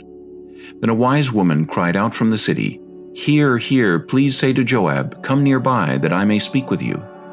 When he had come near to her, the woman said, 'Are you Joab?' He answered, 'I am.' Then she said to him, 'Hear the words of your maidservant.' And he answered, 'I am listening.' So she spoke, saying, 'They used to talk in former times, saying, They shall surely seek guidance at Abel, and so they would end disputes. I am among the peaceable and faithful in Israel. You seek to destroy a city and a mother in Israel. Why would you swallow up the inheritance of the Lord?' And Joab answered and said, 'Far be it from me that I should swallow up or destroy. That is not so, but a man from the mountains of Ephraim, Sheba the son of Bichri by name, has raised his hand against the king, against David. Deliver him only, and I will depart from the city.' So the woman said to Joab, 'Watch, his head will be thrown to you over the wall.' Then the woman in her wisdom went to all the people, and they cut off the head of Sheba the son of Bichri, and threw it out to Joab. Then he blew a trumpet, and they withdrew from the city, every man to his tent. So Joab returned to the king at Jerusalem. And Joab was over all the army of Israel. Benaiah the son of Jehoiada was over the Kerethites and the Pelethites. Adoram was in charge of revenue. Jehoshaphat the son of Ahilud was recorder. Sheva was scribe. Zadok and Abiathar were the priests. And Ira the Jairite was the chief minister under David. 2 Samuel chapter 21. Now there was a famine in the days of David for 3 years, year after year. And David inquired of the Lord, and the Lord answered, "It is because of Saul and his bloodthirsty house, because he killed the Gibeonites." So the king called the Gibeonites and spoke to them. Now the Gibeonites were not of the children of Israel, but of the remnant of the Amorites. The children of Israel had sworn protection to them, but Saul had sought to kill them in his zeal for the children of Israel and Judah. Therefore David said to the Gibeonites, "What shall I do for you, and with what shall I make atonement, that you may bless the inheritance of the Lord?" And the Gibeonites said to him, "We will have no silver or gold from Saul or from his house, nor shall you kill any man in Israel for us." So he said, "Whatever you say, I will do for you." Then they answered the king, "As for the man who consumed us and plotted against us, that we should be destroyed from remaining in any of the territories of Israel, let 7 men of his descendants be delivered to us, and we will hang them before the Lord in Gibeah of Saul, whom the Lord chose." And the king said, "I will give them." But the king spared Mephibosheth the son of Jonathan the son of Saul, because of the Lord's oath that was between them, between David and Jonathan the son of Saul. So the king took Armoni and Mephibosheth, the 2 sons of Rizpah the daughter of Aiah, whom she bore to Saul, and the 5 sons of Michal the daughter of Saul, whom she brought up for Adriel the son of Barzillai the Maholathite. And he delivered them into the hands of the Gibeonites, and they hanged them on the hill before the Lord. So they fell all 7 together, and were put to death in the days of harvest, in the first days, in the beginning of barley harvest. Now Rizpah the daughter of Aiah took sackcloth and spread it for herself on the rock, from the beginning of harvest until the late rains poured on them from heaven. And she did not allow the birds of the air to rest on them by day, nor the beasts of the field by night. And David was told what Rizpah the daughter of Aiah, the concubine of Saul, had done. Then David went and took the bones of Saul and the bones of Jonathan his son from the men of Jabesh-Gilead, who had stolen them from the street of Bethshan, where the Philistines had hung them up, after the Philistines had struck down Saul in Gilboa. So he brought up the bones of Saul and the bones of Jonathan his son from there, and they gathered the bones of those who had been hanged. They buried the bones of Saul and Jonathan his son in the country of Benjamin, in Zelah, in the tomb of Kish his father. So they performed all that the king commanded, and after that God heeded the prayer for the land. When the Philistines were at war again with Israel, David and his servants with him went down and fought against the Philistines, and David grew faint. Then Ishbi-Benob, who was one of the sons of the giant, the weight of whose bronze spear was 300 shekels, who was bearing a new sword, thought he could kill David. But Abishai the son of Zeruiah came to his aid, and struck the Philistine and killed him. Then the men of David swore to him, saying, "You shall go out no more with us to battle, lest you quench the lamp of Israel."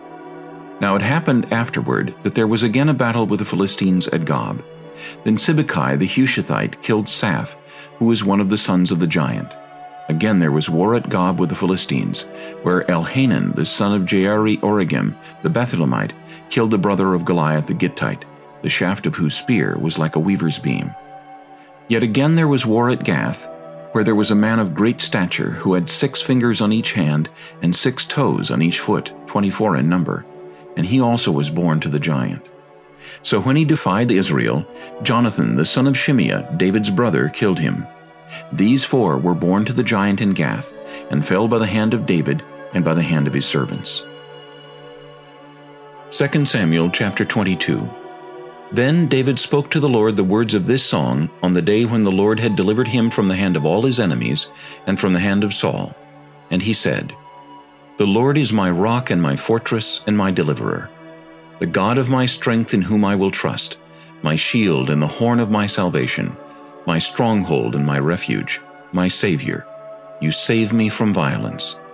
I will call upon the Lord, who is worthy to be praised, so shall I be saved from my enemies. When the waves of death surrounded me, the floods of ungodliness made me afraid. The sorrows of Sheol surrounded me, the snares of death confronted me. In my distress I called upon the Lord and cried out to my God. He heard my voice from his temple, and my cry entered his ears. Then the earth shook and trembled, the foundations of heaven quaked and were shaken, because he was angry. Smoke went up from his nostrils, and devouring fire from his mouth. Coals were kindled by it.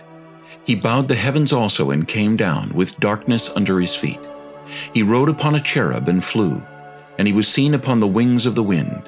He made darkness canopies around him, dark waters and thick clouds of the skies. From the brightness before him coals of fire were kindled. The Lord thundered from heaven, and the Most High uttered his voice. He sent out arrows and scattered them, lightning bolts, and he vanquished them. Then the channels of the sea were seen, the foundations of the world were uncovered, at the rebuke of the Lord, at the blast of the breath of his nostrils. He sent from above, he took me, he drew me out of many waters.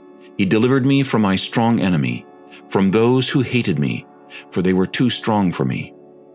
They confronted me in the day of my calamity, but the Lord was my support. He also brought me out into a broad place. He delivered me because he delighted in me. The Lord rewarded me according to my righteousness. According to the cleanness of my hands, he has recompensed me. For I have kept the ways of the Lord, and have not wickedly departed from my God. For all his judgments were before me, and as for his statutes, I did not depart from them. I was also blameless before him, and I kept myself from my iniquity. Therefore the Lord has recompensed me according to my righteousness, according to my cleanness in his eyes. With the merciful you will show yourself merciful. With the blameless man you will show yourself blameless. With the pure you will show yourself pure, and with the devious you will show yourself shrewd. You will save the humble people, but your eyes are on the haughty, that you may bring them down. For you are my lamp, O Lord. The Lord shall enlighten my darkness.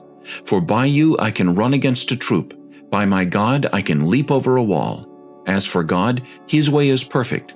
The word of the Lord is proven. He is a shield to all who trust in him.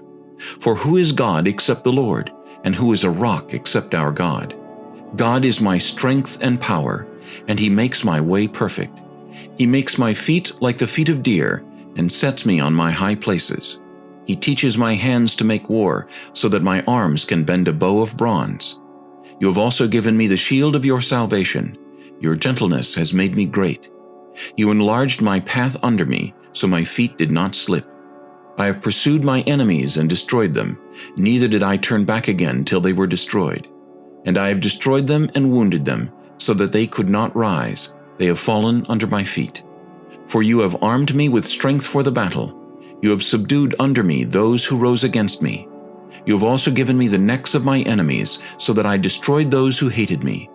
They looked, but there was none to save, even to the Lord, but he did not answer them. Then I beat them as fine as the dust of the earth. I trod them like dirt in the streets, and I spread them out. You have also delivered me from the strivings of my people. You have kept me as the head of the nations. A people I have not known shall serve me. The foreigners submit to me. As soon as they hear, they obey me. The foreigners fade away and come frightened from their hideouts. The Lord lives. Blessed be my rock. Let God be exalted, the rock of my salvation. It is God who avenges me and subdues the peoples under me. He delivers me from my enemies. You also lift me up above those who rise against me. You have delivered me from the violent man. Therefore I will give thanks to you, O Lord, among the Gentiles, and sing praises to your name. He is the tower of salvation to his king, and shows mercy to his anointed, to David and his descendants forevermore. 2 Samuel chapter 23. Now these are the last words of David. Thus says David the son of Jesse. Thus says the man raised up on high, the anointed of the God of Jacob, and the sweet psalmist of Israel. The Spirit of the Lord spoke by me, and his word was on my tongue. The God of Israel said, the Rock of Israel spoke to me, he who rules over men must be just, ruling in the fear of God. And he shall be like the light of the morning when the sun rises, a morning without clouds, like the tender grass springing out of the earth, like clear shining after rain. Although my house is not so with God, yet he has made with me an everlasting covenant, ordered in all things and secure. For this is all my salvation and all my desire. Will he not make it increase? But the sons of rebellion shall all be as thorns thrust away, because they cannot be taken with hands. But the man who touches them must be armed with iron and the shaft of a spear, and they shall be utterly burned with fire in their place. These are the names of the mighty men whom David had: Josheb-Bathsheba the Tachmonite, chief among the captains. He was called Adonai the Eznite, because he had killed 800 men at one time. And after him was Eleazar the son of Doda the Ahohite, one of the 3 mighty men with David when they defied the Philistines who were gathered there for battle, and the men of Israel had retreated. He arose and attacked the Philistines until his hand was weary, and his hand stuck to the sword. The Lord brought about a great victory that day, and the people returned after him only to plunder. And after him was Shammah the son of Agi the Hararite.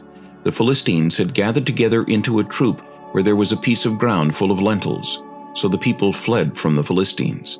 But he stationed himself in the middle of the field, defended it, and killed the Philistines. So the Lord brought about a great victory. Then 3 of the 30 chief men went down at harvest time, and came to David at the cave of Adullam, and the troop of Philistines encamped in the valley of Rephaim. David was then in the stronghold, and the garrison of the Philistines was then in Bethlehem. And David said with longing, "Oh, that someone would give me a drink of water from the well of Bethlehem, which is by the gate." So the 3 mighty men broke through the camp of the Philistines, drew water from the well of Bethlehem that was by the gate, and took it and brought it to David. Nevertheless he would not drink it, but poured it out to the Lord. And he said, "Far be it from me, O Lord, that I should do this. Is this not the blood of the men who went in jeopardy of their lives?" Therefore he would not drink it. These things were done by the 3 mighty men. Now Abishai, the brother of Joab, the son of Zeruiah, was chief of another 3. He lifted his spear against 300 men, killed them, and won a name among these 3. Was he not the most honored of 3? Therefore he became their captain. However, he did not attain to the first 3. Benaiah was the son of Jehoiada, the son of a valiant man from Kabzeel, who had done many deeds. He had killed 2 lion-like heroes of Moab. He also had gone down and killed a lion in the midst of a pit on a snowy day. And he killed an Egyptian, a spectacular man. The Egyptian had a spear in his hand, so he went down to him with a staff, wrested the spear out of the Egyptian's hand, and killed him with his own spear. These things Benaiah the son of Jehoiada did, and won a name among 3 mighty men. He was more honored than the 30, but he did not attain to the first 3, and David appointed him over his guard. Asahel, the brother of Joab, was one of the 30. Elhanan, the son of Doda of Bethlehem. Shammah the Harodite. Elika the Harodite. Helez the Paltite. Ira the son of Ikkesh the Tekoite. Abiezer the Anathothite. Mebunai the Hushathite. Zalmon the Ahohite. Maharai the Netophathite. Heleb the son of Baanah the Netophathite. Ittai the son of Ribai from Gibeah of the children of Benjamin. Benaiah a Pirathonite. Hiddai from the brooks of Gaash. Abi-Albon the Arbathite. Asmaveth the Barhumite. Eliabah the Shaalbonite of the sons of Jashan. Jonathan. Shammah the Hararite. Ahiam the son of Sherer the Hararite. Eliphalet the son of Ahasbai the son of the Maacathite. Eliam the son of Ahithophel the Gilonite. Hezrai the Carmelite. Paarai the Arbite. Igal the son of Nathan of Zobah. Bani the Gadite. Zelek the Ammonite. Naharai the Beerothite, armor-bearer of Joab the son of Zeruiah. Ira the Ithrite. Gareb the Ithrite. And Uriah the Hittite, 37 in all. 2 Samuel chapter 24. Again the anger of the Lord was aroused against Israel, and he moved David against them to say, Go, number Israel and Judah. So the king said to Joab the commander of the army who was with him, Now go throughout all the tribes of Israel, from Dan to Beersheba, and count the people, that I may know the number of the people. And Joab said to the king, Now may the Lord your God add to the people 100 times more than there are, and may the eyes of my lord the king see it. But why does my lord the king desire this thing? Nevertheless the king's word prevailed against Joab and against the captains of the army. Therefore Joab and the captains of the army went out from the presence of the king to count the people of Israel. And they crossed over the Jordan and camped in Aroer on the right side of the town which is in the midst of the ravine of Gad, and toward Jazer. Then they came to Gilead, and to the land of Tatim Hodshai. They came to Dan Jain, and around Sidon. And they came to the stronghold of Tyre, and to all the cities of the Hivites and the Canaanites. Then they went out to South Judah as far as Beersheba. So when they had gone through all the land, they came to Jerusalem at the end of 9 months and 20 days. Then Joab gave the sum of the number of the people to the king, and there were in Israel 800,000 valiant men who drew the sword, and the men of Judah were 500,000 men. And David's heart condemned him after he had numbered the people. So David said to the Lord, I have sinned greatly in what I have done, but now I pray, O Lord, take away the iniquity of your servant, for I have done very foolishly. Now when David arose in the morning, the word of the Lord came to the prophet Gad, David's seer, saying, Go and tell David, Thus says the Lord, I offer you 3 things. Choose one of them for yourself, that I may do it to you. So Gad came to David and told him, and he said to him, Shall 7 years of famine come to you in your land? Or shall you flee 3 months before your enemies while they pursue you? Or shall there be 3 days' plague in your land? Now consider and see what answer I should take back to him who sent me. And David said to Gad, I am in great distress. Please let us fall into the hand of the Lord, for his mercies are great. But do not let me fall into the hand of man. So the Lord sent a plague upon Israel from the morning till the appointed time. From Dan to Beersheba 70,000 men of the people died. And when the angel stretched out his hand over Jerusalem to destroy it, the Lord relented from the destruction, and said to the angel who was destroying the people, It is enough, now restrain your hand. And the angel of the Lord was by the threshing floor of Araunah the Jebusite. Then David spoke to the Lord when he saw the angel who was striking the people, and said, Surely I have sinned, and I have done wickedly. But these sheep, what have they done? Let your hand, I pray, be against me and against my father's house. And Gad came that day to David and said to him, Go up, erect an altar to the Lord on the threshing floor of Araunah the Jebusite. So David, according to the word of Gad, went up as the Lord commanded. Now Araunah looked, and saw the king and his servants coming toward him. So Araunah went out and bowed before the king with his face to the ground. Then Araunah said, Why has my lord the king come to his servant? And David said, To buy the threshing floor from you, to build an altar to the Lord, that the plague may be withdrawn from the people. Now Araunah said to David, Let my lord the king take and offer up whatever seems good to him. Look, here are oxen for burnt sacrifice, and threshing implements, and the yokes of the oxen for wood. All these, O king, Araunah has given to the king. And Araunah said to the king, May the Lord your God accept you. Then the king said to Araunah, No, but I will surely buy it from you for a price, nor will I offer burnt offerings to the Lord my God with that which costs me nothing. So David bought the threshing floor and the oxen for 50 shekels of silver. And David built there an altar to the Lord, and offered burnt offerings and peace offerings. So the Lord heeded the prayers for the land, and the plague was withdrawn from Israel.